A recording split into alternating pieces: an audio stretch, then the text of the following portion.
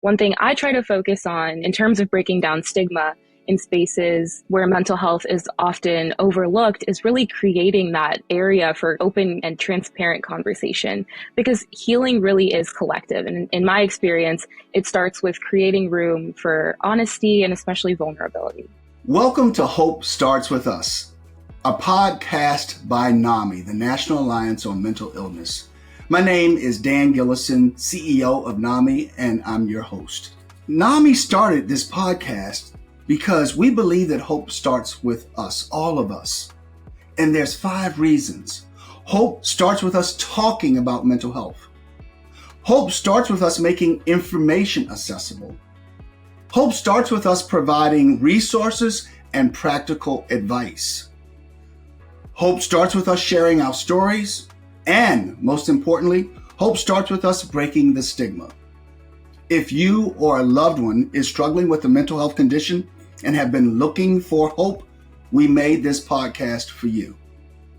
Hope starts with all of us. Hope is a collective.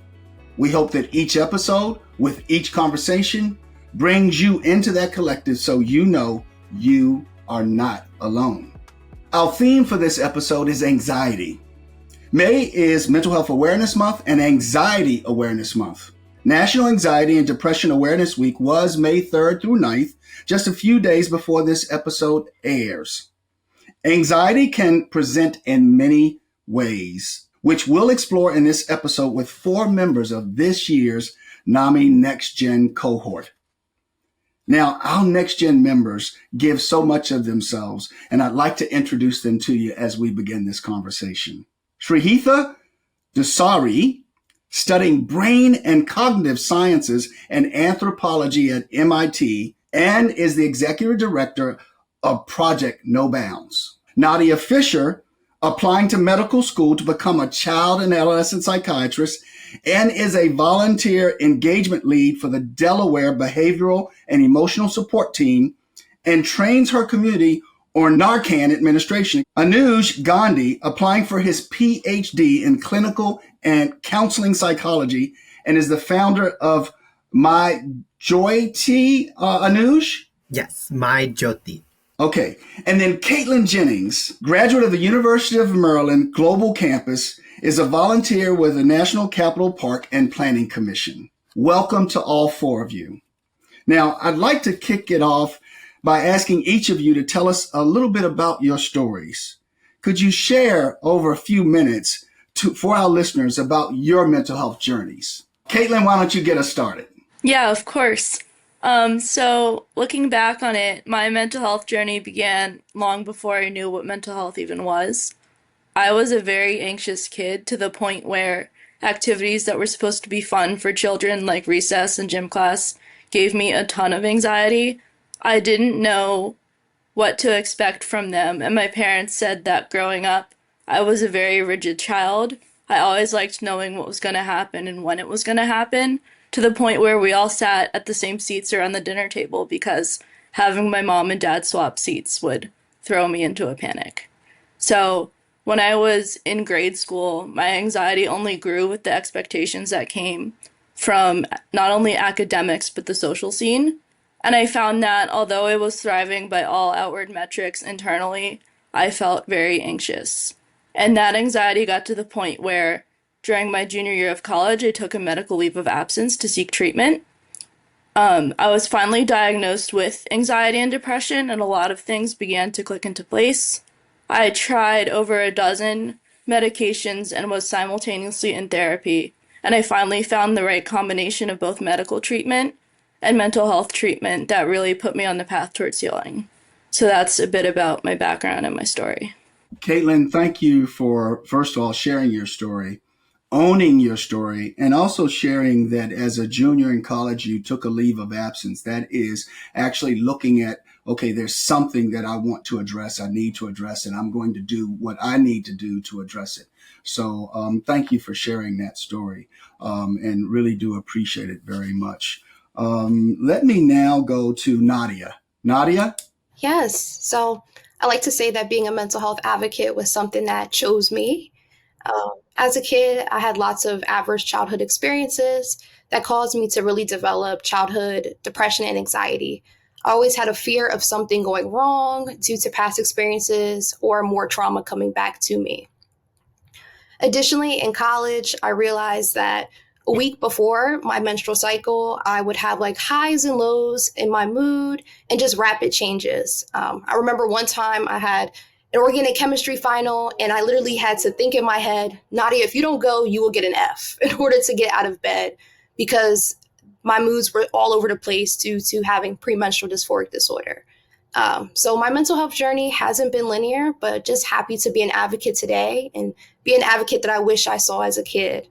You know, Nadiyah, thank you for that. And for our listeners, we hope that you've just heard two of the stories, because for many of you, you're navigating this right now, or your young person in your life is navigating it. So we do appreciate our Next Gen members and leaders actually sharing their personal experiences. So let's go to Anuj. And Anuj, you can correct me if I'm pronouncing your name wrong and or your not-for-profit, because I want to make sure that our audience hears it right. And if you would share that as well as your story, we'd greatly appreciate it.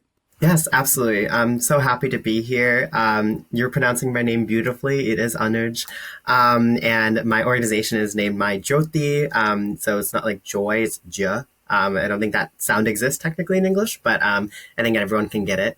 In terms of my story, I started experiencing signs and symptoms of depression and anxiety during high school. Even if I didn't know it, I felt a lot of pressure from my community and greater society to succeed. So I was always an overachiever. But I think that my anxiety manifested in a way that took things to the next level. I wouldn't eat, I wouldn't sleep. I would just focus on getting that grade or getting into that college. And so I started to go to therapy in my senior year of high school before college, but college was still very much recovery for me, and recovery is not linear. I had ups and downs. During my sophomore year, I had the worst panic attack of my life after losing friends and family members to suicide. And then a year later, I was briefly hospitalized after a suicide attempt. But I think after realizing that my mental health was manifesting differently than what my psychology book was telling me, was when I started to really start to recover better and look at mental health more holistically. Anuj, thank you for sharing your story. And before we get to our next Next Gen member, I just want to summarize what the audience has heard so far.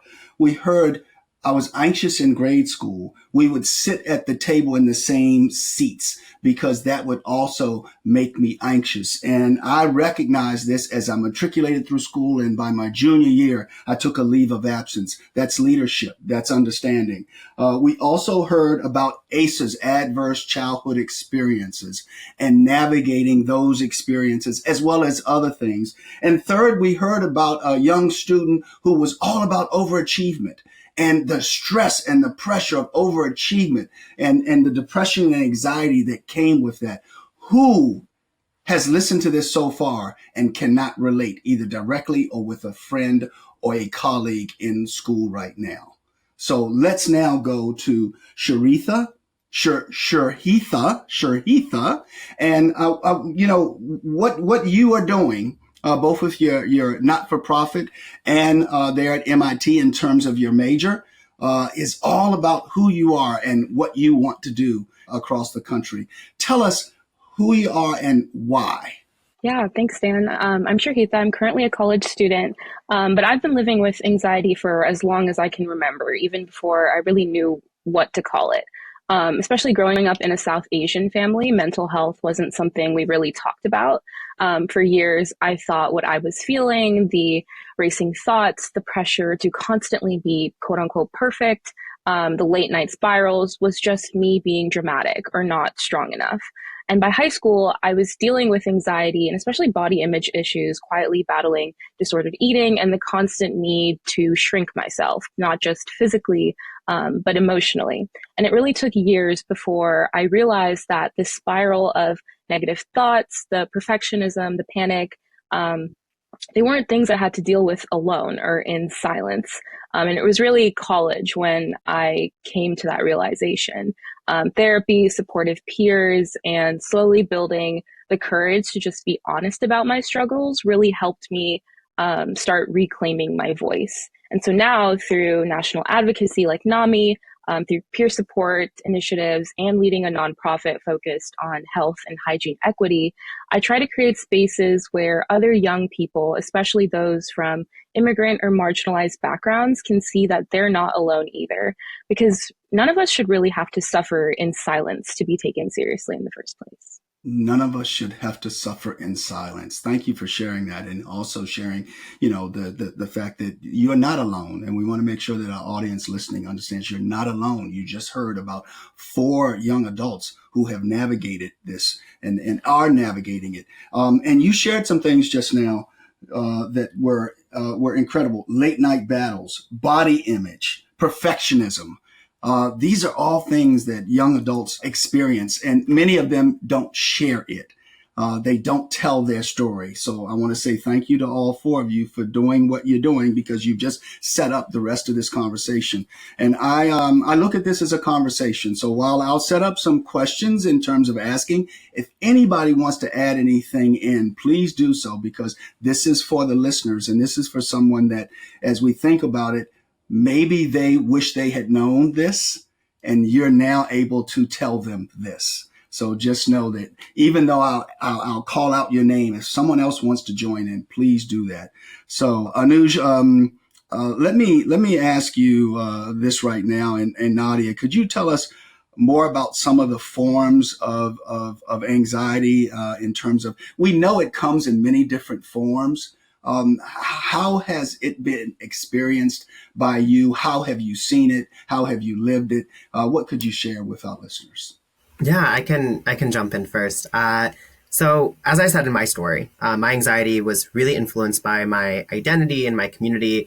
As an Indian child of immigrants, I felt a lot of pressure growing up from my community, but also the greater society, to succeed academically and professionally as a result of what's known as the model minority myth, which sort of positions Asian Americans as a quote unquote model minority, and having to fit that stereotype is a lot of pressure, especially for young students.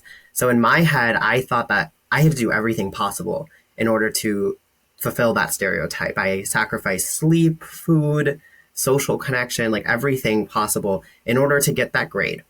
And so I didn't start to learn that this was a manifestation of my anxiety until I wrote an article about what this phenomenon is, which it's normally referred to as high functioning or achievement anxiety, and it's highly prevalent in the Asian American community.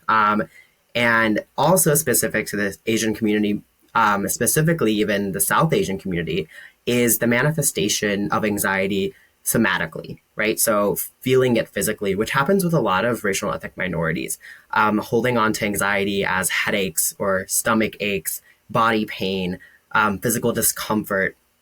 And when I was in high school, I would say to my mom to get out of school that I had stomach aches. And I did have stomach aches. I really did. But there was nothing wrong with me physically. My diet was fine. No doctors could tell me that there was actually something wrong with my stomach. And I realized later that this was also, again, a manifestation of my anxiety, a way for my body to tell me that something was wrong. Thank you, Anuj. And as you explained about achievement anxiety and high functioning achievement as well, and high functioning experiences, you also mentioned the South Asian community. And sometimes we look at our different communities, and we have to make sure that we're understanding that we need to meet people where they are, not where we want them to be, and make sure that they're not invisible to us. So thank you for sharing that. And as I come to you, Nadiyah, we talk about stigma, and we said that hope starts with us reducing stigma. You brought something up as you shared that we don't really talk about that much, and it's that premenstrual period of time, and there's something inside of that and you also brought up ACEs. So could you share a little bit about the different forms of how anxiety has revealed itself in your lived experience? Absolutely. And I think also experiencing anxiety due to stigma or like fear of being stigmatized. So as a Black girl at the time, you fear of being seen as angry or standoffish or isolated.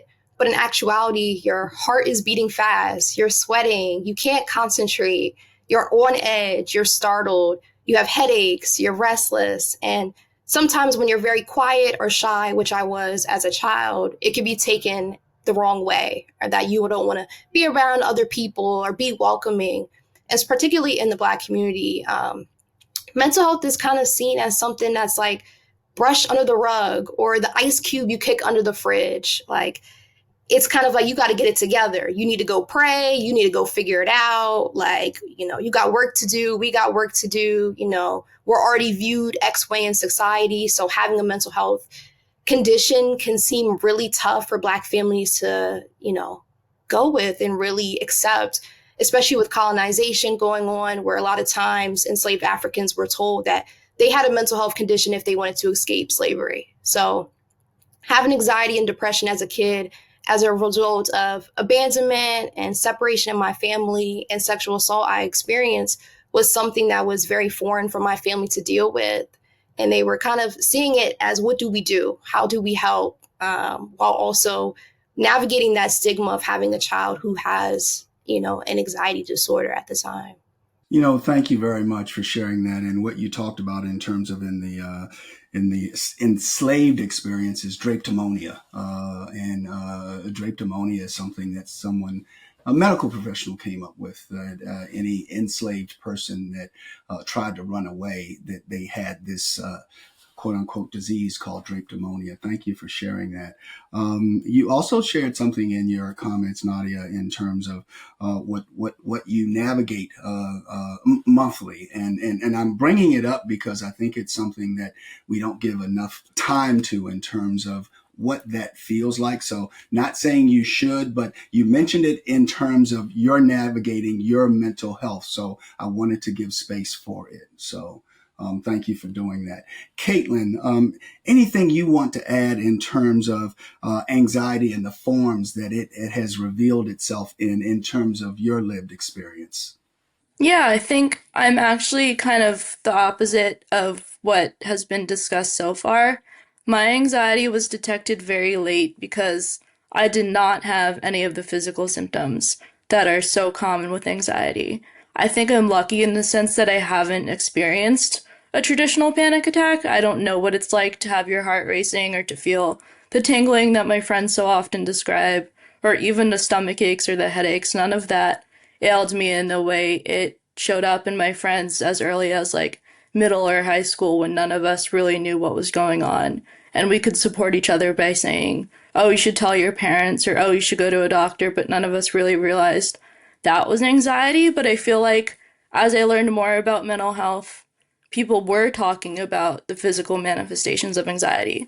But I still did not identify with anxiety in that way. And I think it took me until my junior year of college to even receive an anxiety diagnosis, because my anxiety is purely thought based. That's the only symptom of anxiety that I have, but I have it to the point where it is debilitating.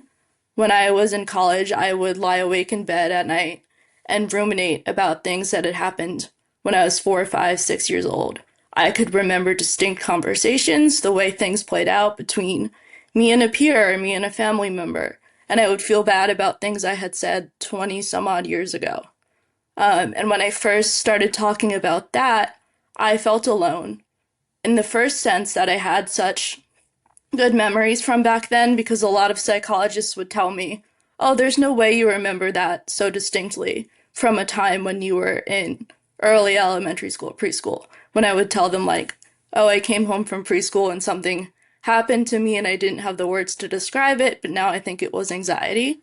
So I think a very important piece of advice I would give my former self is that anxiety is not always textbook. There are racing thoughts that can occur.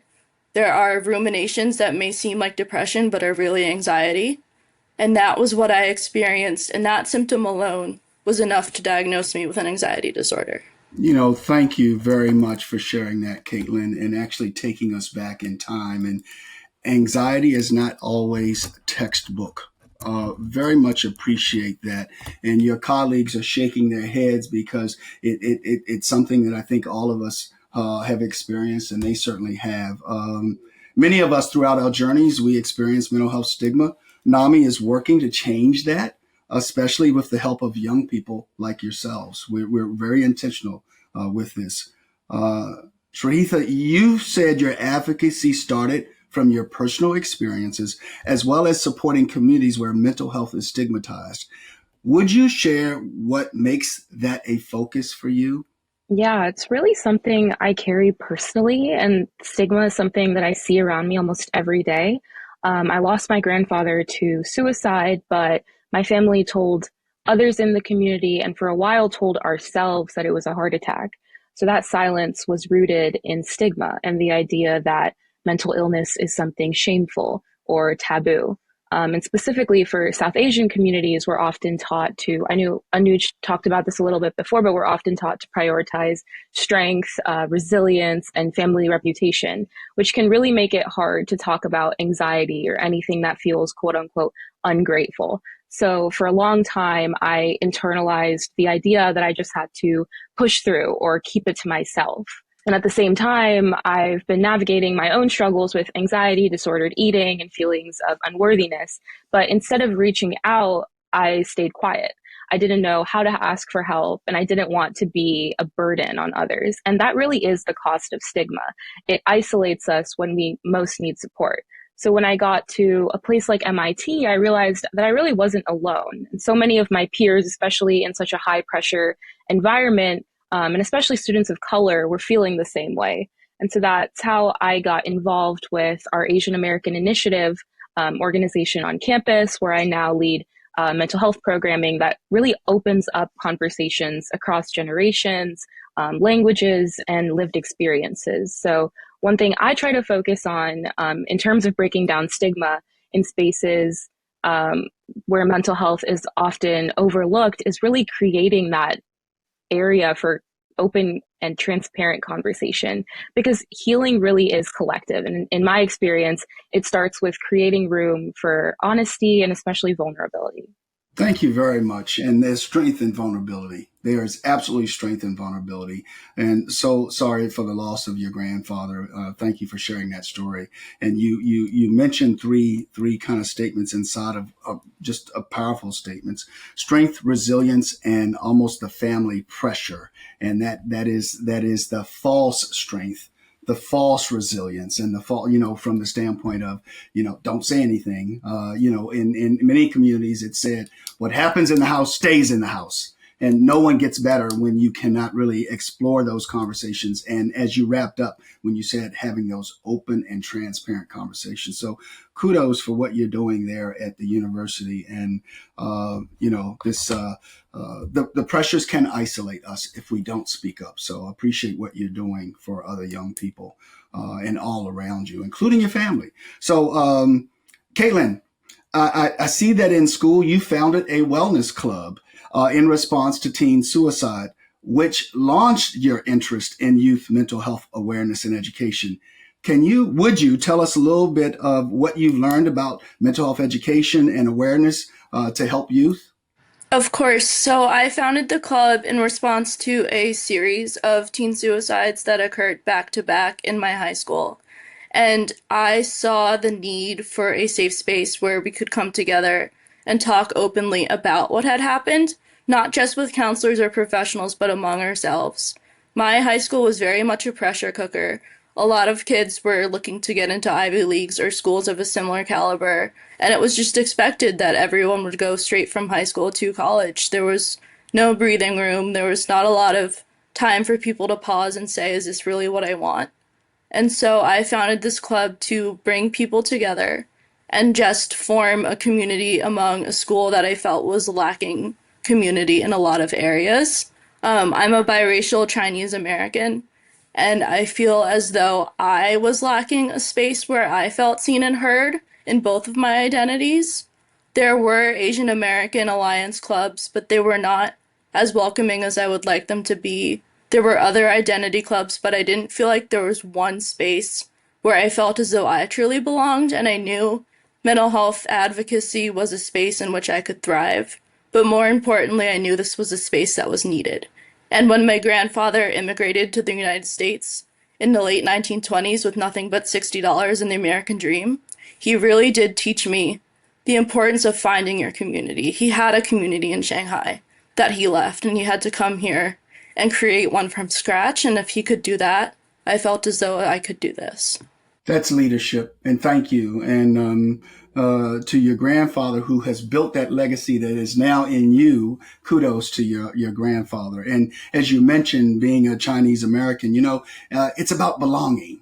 It is absolutely about belonging. And what you did with creating that club there, the Wellness Club, and really striving for mental health education for your peers, kudos to you for that.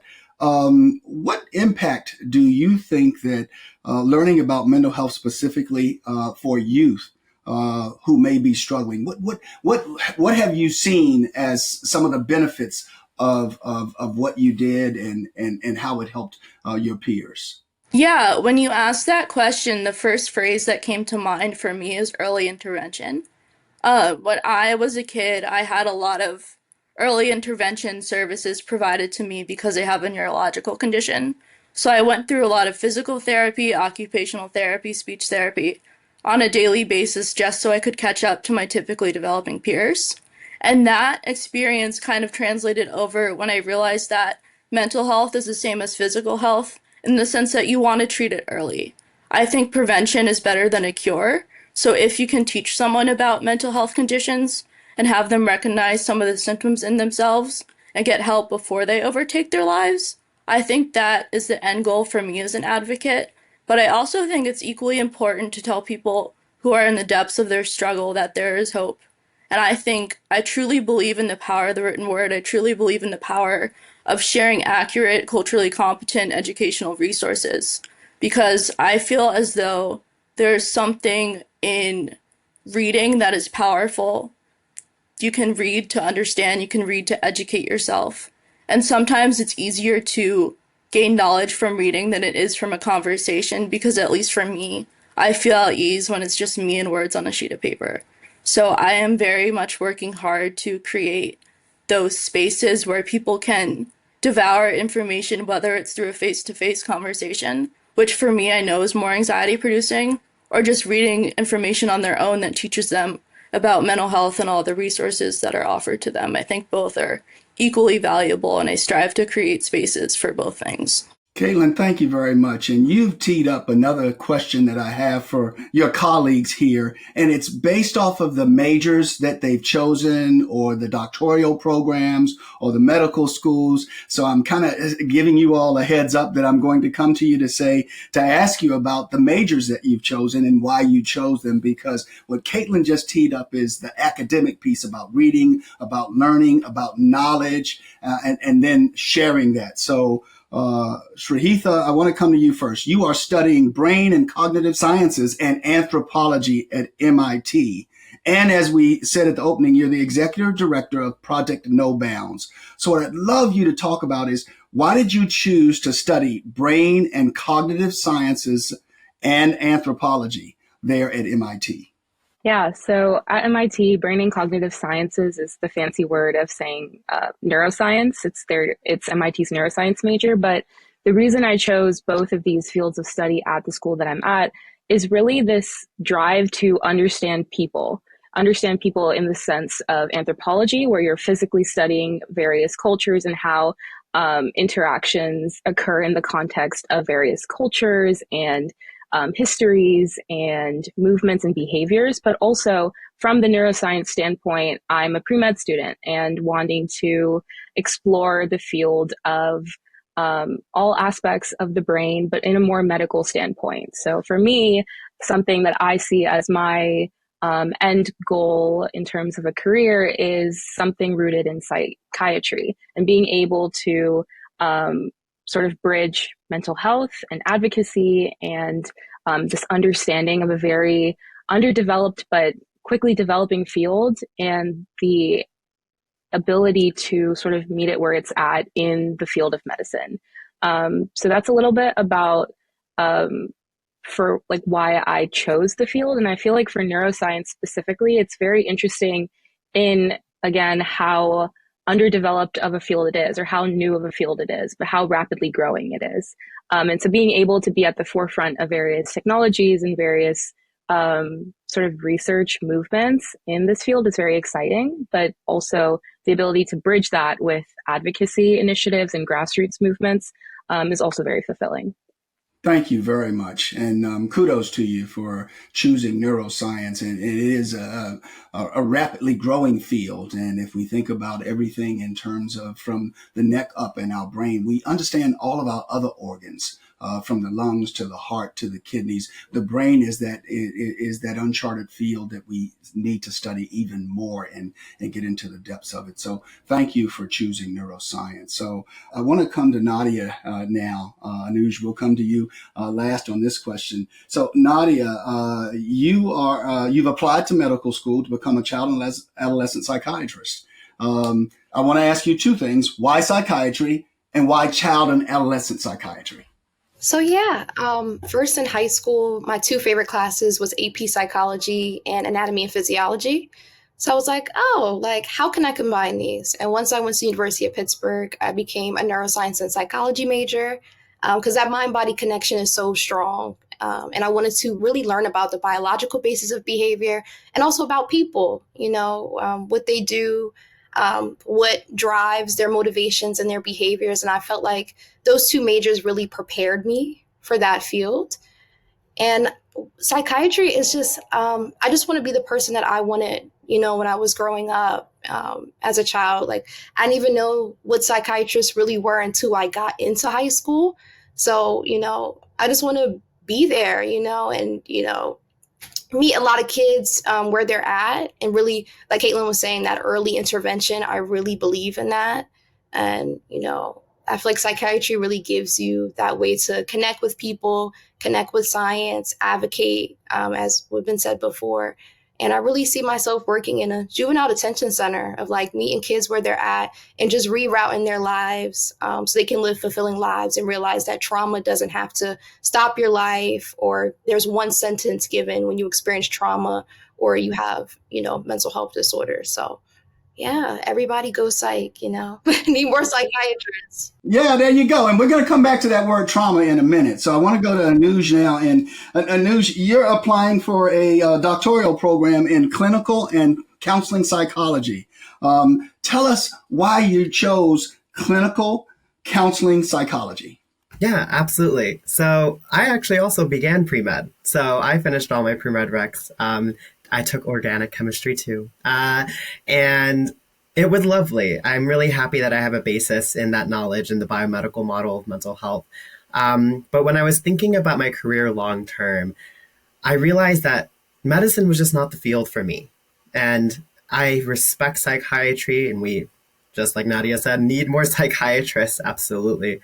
But I really felt I was called to look at mental health really holistically. So for me, clinical and counseling psychology allows me to explore every area of mental health and treat patients with a lot of dignity in interacting with them in a clinical setting through psychotherapy, through group therapy, right, through these other models of mental health that are so equally valuable to psychiatry. And we need more therapists as well, right? But we also want therapists who are doing work on a larger scale. So the reason I wanted to pursue a PhD, people often ask, oh, you could have pursued a master's, you could have been a licensed professional counselor or a licensed clinical social worker, right? And I'm like, yes, love them too, and we need more as well. But for me, a PhD allows me to pursue research as well. And research for me is such a true calling in trying to develop community level mental health interventions that promote cultural humility, that connect communities, that fight systemic oppression, that look towards all these other factors of mental health that are often overlooked. So for me, it's the idea of wearing multiple hats, is that one day I'm a researcher, one day I'm a professor, one day I'm a therapist, another day I'm an advocate, every day I'm an advocate. But it's the idea that I get to do everything I want to do and have a lot more flexibility within this field.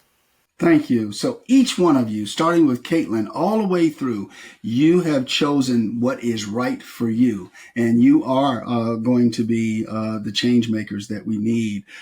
So we've talked about anxiety. Caitlyn, you mentioned early intervention. We've talked about being open and transparent. You also mentioned a few things, Nadiyah, about your anxiety about sometimes being viewed as being standoffish, angry, shy, when really all you were trying to do is navigate this space that you weren't familiar with.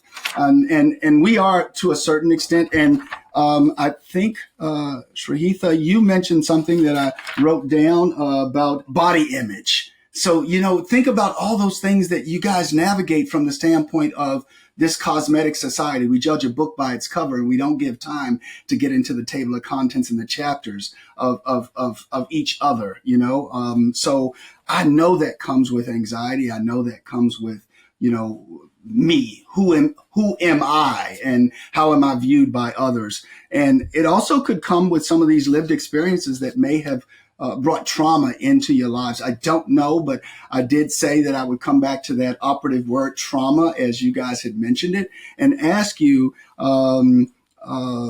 is there anything that you want to share about trauma, you didn't know about it, or something that you learned within your community as you have been navigating your journey?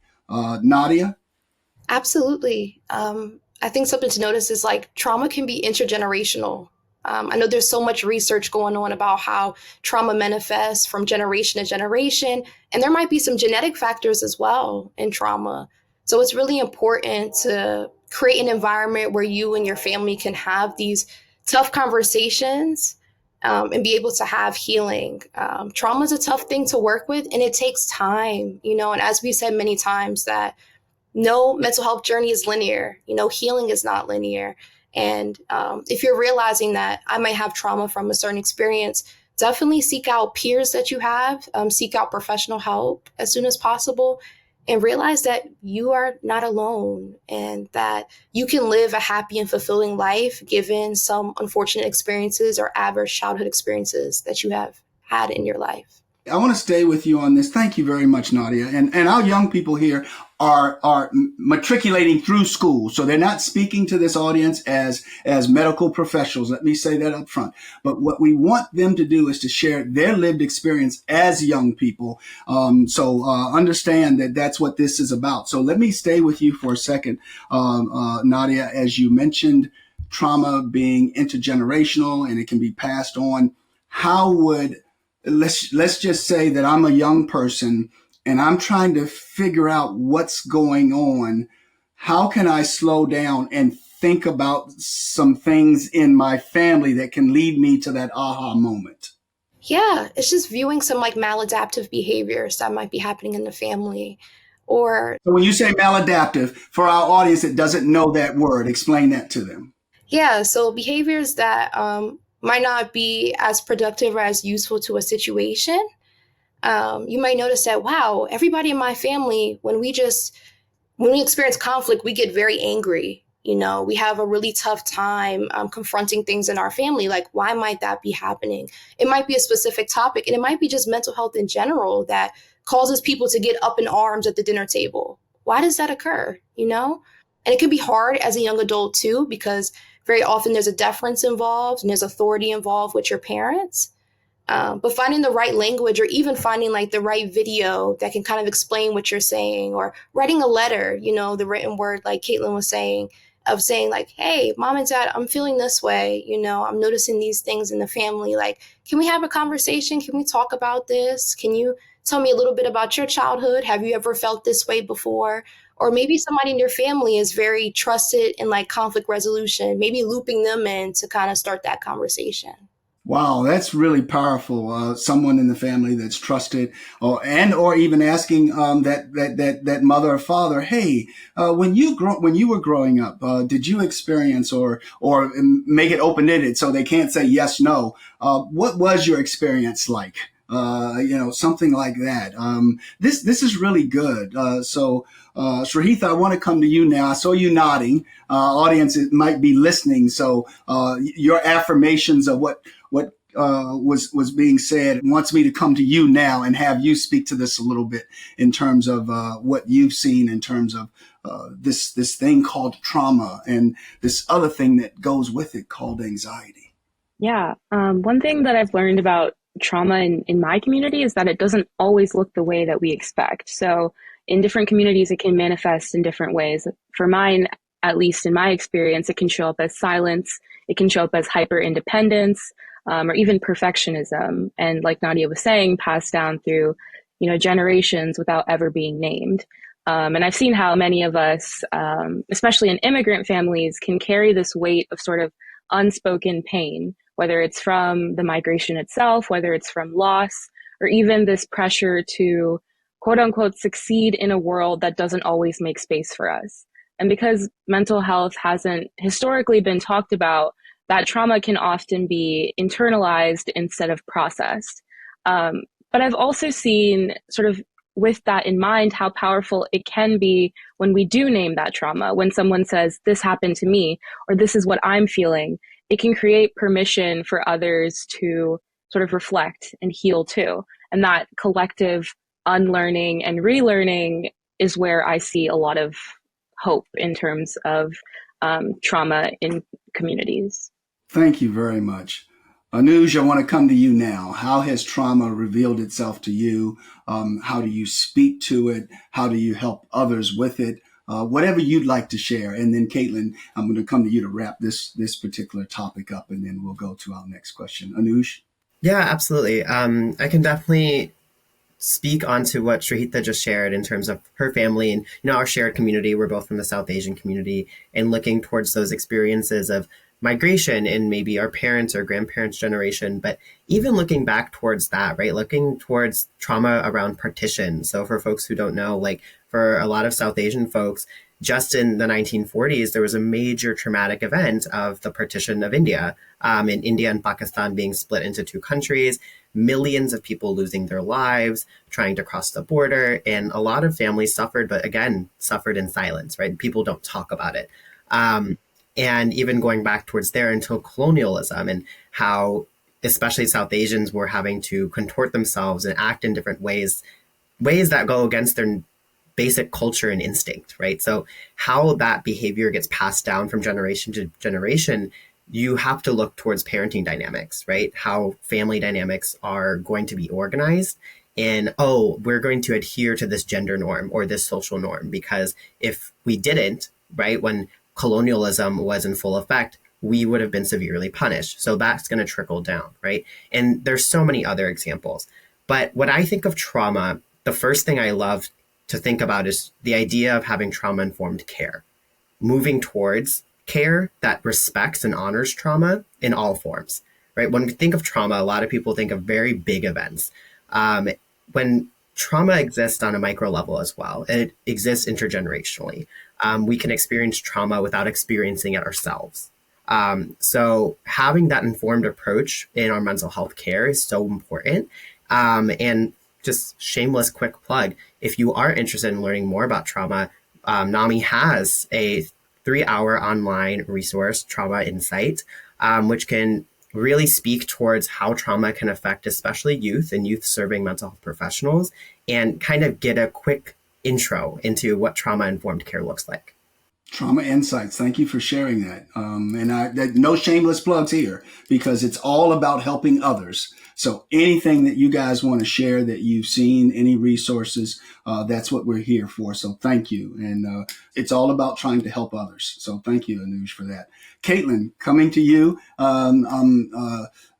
Anxiety, trauma, in terms of your experiences and navigating it and how you've helped others. What would you like to share in regards to trauma? Yeah, I think I'm very lucky in the sense that I personally do not identify as having experienced any major trauma. With that being said, my grandfather, he immigrated here to escape communism in China. The communists took over in the 1920s, and he was actually on one of the very last cargo ships out of China to America. He came here with $60 and a statue of Buddha and the clothes on his back and the American dream.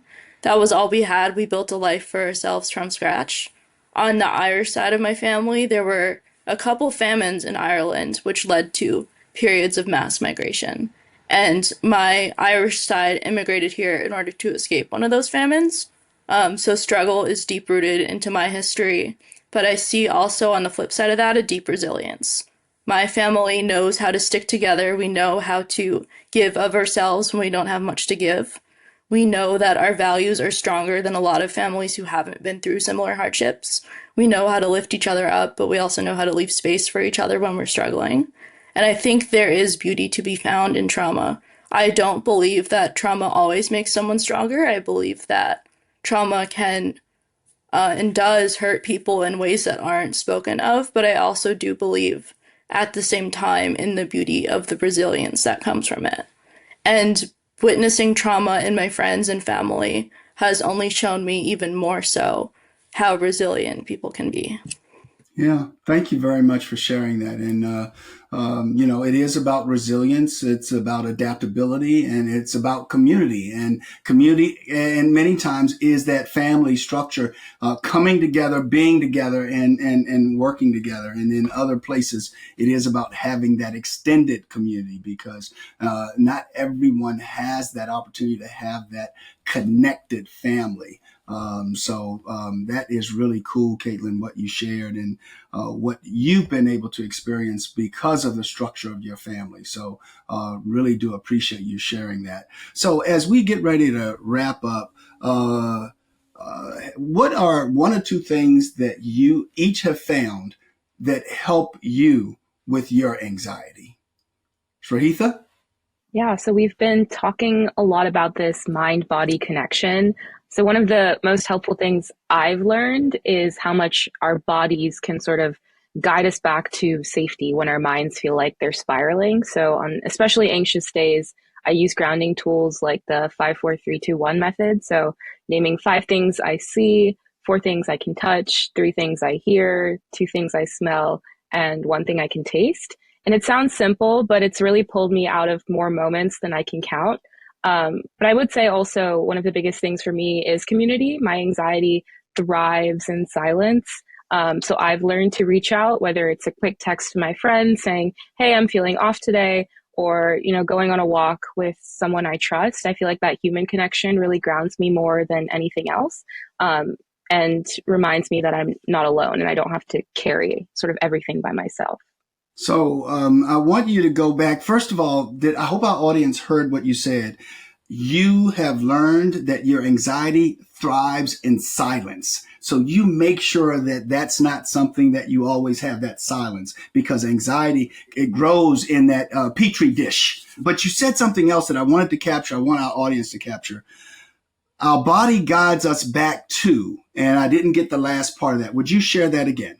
Yeah, our body can guide us back to safety when our minds are spiraling. Hope everyone heard that. So now let's go to Caitlyn. So Caitlyn, what have you found helps you navigate your anxiety? Yeah, I think just my family is very big on family values, and I think just reflecting back to the core belief that has carried over across generations that there is more good in the world than bad, and that extends to people as well, right? So when we're struggling, there's more good inside us than bad. And while that is not something everyone believes, it is something my grandfather taught me, who taught my mother, who carried it over to me as well. And I really do think that there is power in positive thinking. I know with anxiety disorders, we cannot always choose to think positively, but when we can, that's something I always pick, and that helps alleviate my anxiety a lot. Because when I look on the brighter side of things and just see the good in my community and in my support circle and just in society as a whole, which is hard to do right now, but when you really look for the good in most things, I think my anxiety levels go down. Caitlyn, thank you for sharing that. Looking for the good. And, it's no mistake that this podcast is called Hope Starts With Us, because that is part of this, is making sure that we are hopeful. It's one of our core values here at NAMI, and it's so critically important that we talk about it. So I appreciate that. Anuj, I want to come to you now and ask you the same question. What 1 to 2 things that you do help you navigate your anxiety? Yes, absolutely. So for me with my anxiety, I think that the one thing that's really helped me is recognizing and sharing my light. So I think light is a construct that we can all really hold on to a lot more than some other words that have, a spiritual emphasis to it, because light is something that inherently all of us have, right? So even the word namaste, which is a very common greeting in Hindi, means my light honors and recognizes the light inside you. So it's the idea that I can see beyond the cover, right? Beyond someone's cover, and really looking towards them and honor and recognize what they are giving to me. And it's this reciprocal relationship. So I'm a mindfulness facilitator and a yoga practitioner. And so I use light very operationally in whether it's community events, shared practices, as a way for us to connect with each other. So I even started my Jyoti, with Jyoti means light in Sanskrit, as a way to share my light with the rest of the South Asian community through sharing stories, honoring our practices, and just creating community with one another. I really loved what Srihitha said earlier, that my anxiety really does thrive when it's on its own, when my light is dwindling, right? Because our light gets fueled by each other. And so what helps me really hold on to hope is community. You know what? Thank you for sharing that. And going back to what Srihitha said, I am there because, as she said, anxiety thrives in silence. What you just shared about light, Caitlyn, what you just shared about the family and hope. One of the things I always talk about is I love the industry of people. And I am really good when I am with people. I'm not so good when I'm by myself. So that's also me knowing what works for me and what doesn't work for me, and where I go sometimes in terms of when I'm, not in the industry of people, because that's where I get my energy. That's where I get my light. So thank you for sharing that. So Nadiyah, would you wrap this up for us in terms of, what are one or two things that you found help you with your anxiety? I think everybody has already said it. It's really community. A problem shared is always a problem halved. We are not meant to go through this world alone. And, you never know, like, how, twisted sometimes you might be thinking about your worries and about life until you share it with somebody. And they're like, Nadiyah, like, everything's going to be all right. Like, reframe it. Think about it this way. You maybe saw it from this perspective, but maybe look at it from a different perspective. Two minds coming together is just so powerful. And beyond that, just kind of like moving your body and kind of seeing like all the great things nature has to offer. I like to be outside. I like to take a walk and just see all of creation. Sometimes that is very grounding for me. When there's times that there might not be people around, but I really need to just bring myself back and just remind myself that everything will be okay and that there is hope. There is absolutely hope, and thank you. And nature can be helpful with that. And in nature, there is light.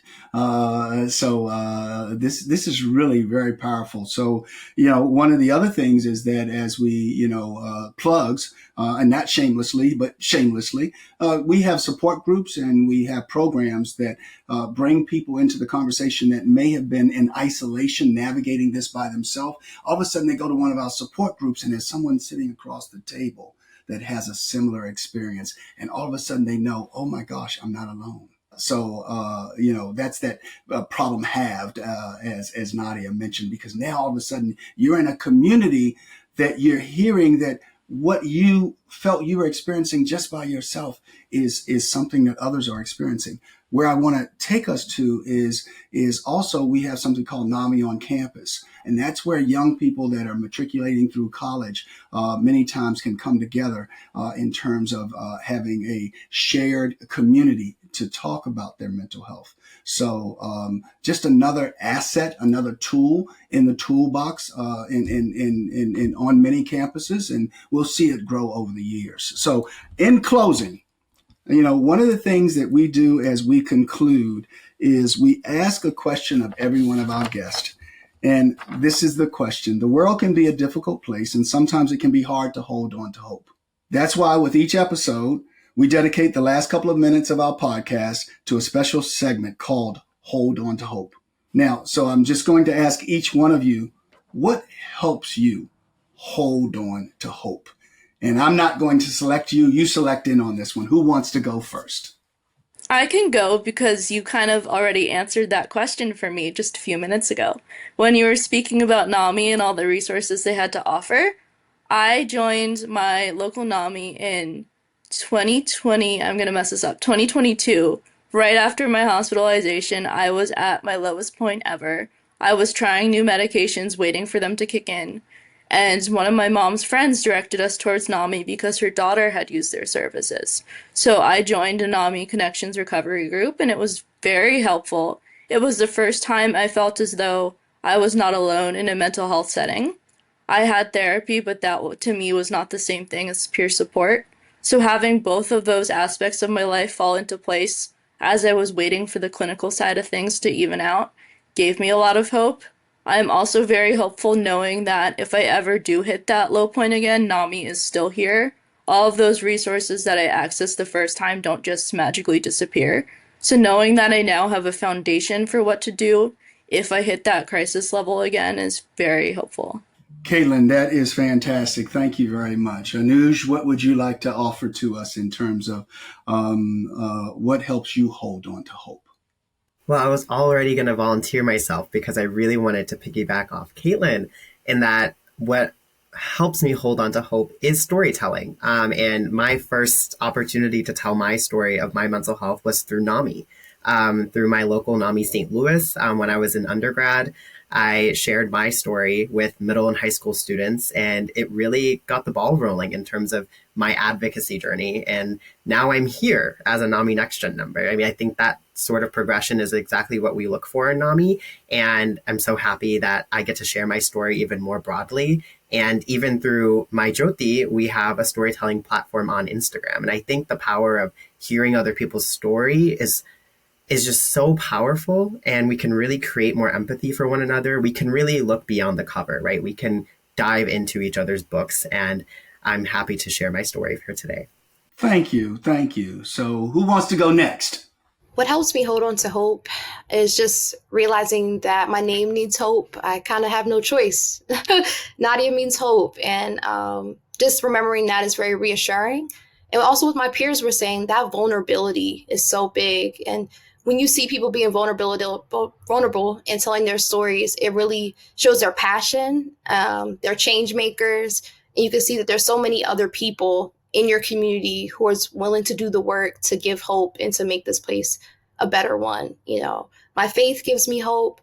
And as we've been saying this entire podcast, community, community, community. It's strength in numbers, and seeing somebody else who had a similar journey to you in a great space is so reassuring, and it gives me hope. Thank you so much. Srihitha, bring us home. Yeah, for me, it's two things. I hold on to hope by reminding myself first that healing isn't linear, and that's completely okay. But most of all, in addition to what Anuj, Caitlyn, and Nadiyah said, I find hope in young people. We're not just sharing our stories, but we're also building, systems of care. We're leading policy conversations, and we're reshaping what mental health support looks like in our schools, in our communities, and beyond. And hope really lives in that collective, in the idea that change doesn't just come from the top down, but from the ground up. And every time a young person speaks up, organizes, or even just holds space for somebody else, it reminds me that the future we're building is already in motion. Wow. I have to tell you that having you all as a part of NAMI Next Gen and at the table influencing and helping to build our voice is so incredibly important. You are the leaders of today and even more so tomorrow. And we just want to make sure that the space is here for you to do what you're doing so that we can continue to build this. So that was an excellent way to bring this all together. Healing is not linear. It is young people and change from the ground up.